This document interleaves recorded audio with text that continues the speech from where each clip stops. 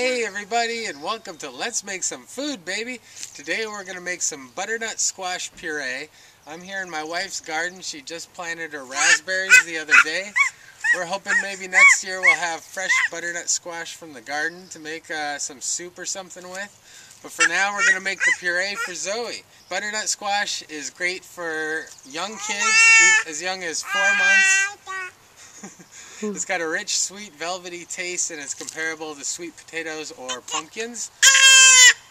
And it's got a lot of good stuff in it, like beta-carotene, B vitamins, vitamin C, fiber, folate, manganese, magnesium, potassium, and it's also thought to reduce the risk of colon cancer.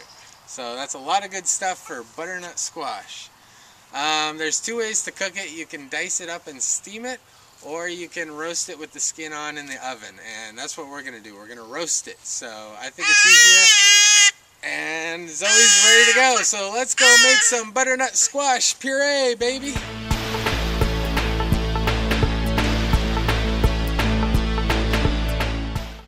All we're going to need to make butternut squash puree is 1 butternut squash and some water. The first thing we're going to do is preheat our oven to 400 degrees.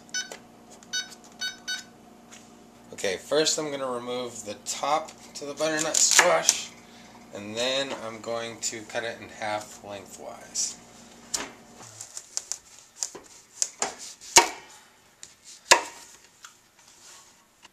There you go, that's what it should look like, and this part's kind of like a pumpkin. We're going to scoop out all the seeds before we roast it, so let's do that now. So just take a spoon and scoop out all the seeds. You've got a melon baller. You can use one of those. Yeah, Zoe's telling you all about it.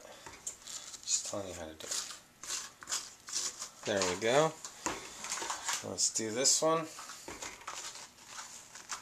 We're going to save these seeds for Hilda's garden. She can grow them for next year. Alright, so that's what it looks like after you've removed all the seeds. So now we're going to put both halves face down, meat side down, into the baking dish and fill it with 1 inch or 2 of water.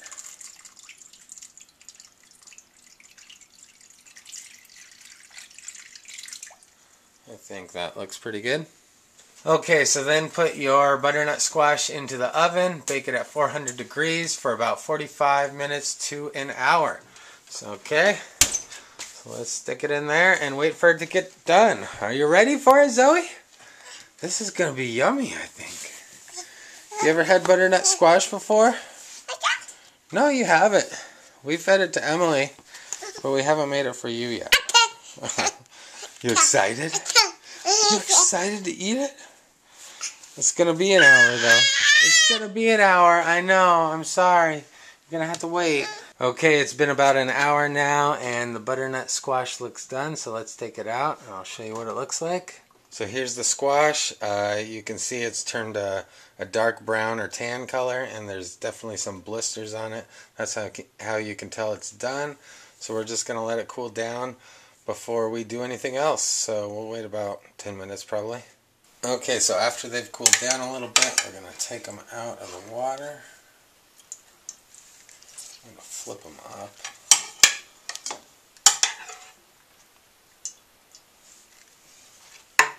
Now I'm also going to save this water for later when we thin the puree. Now we're just going to scoop out the meat of the vegetable and save it in a bowl. Should be pretty soft. Now let's do the other one.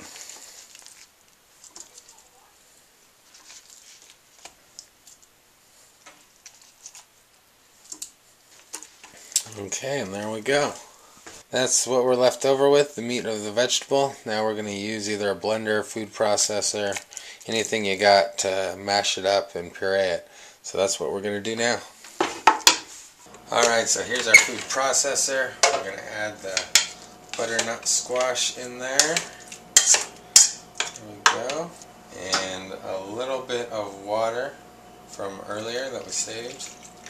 Alright, lid on and puree it.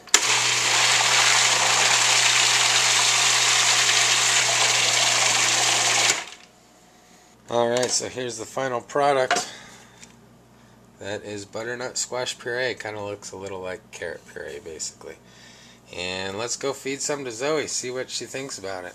Here we go, we got the butternut squash, and we're going to feed it to Zoe. You want to try some? What do you think of that one? Some more?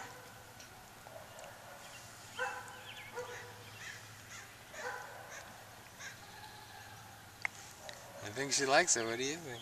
I think she likes it. Alright, so that's how you make butternut squash puree. Don't forget to check out the Ladybug Girl show to see more of Zoe and her big sister Emily and all the cute things they do together. So we'll see you next time. Bye-bye, everybody. Say bye-bye, Zoe. Bye-bye. She just wants more. Yeah, she just wants more.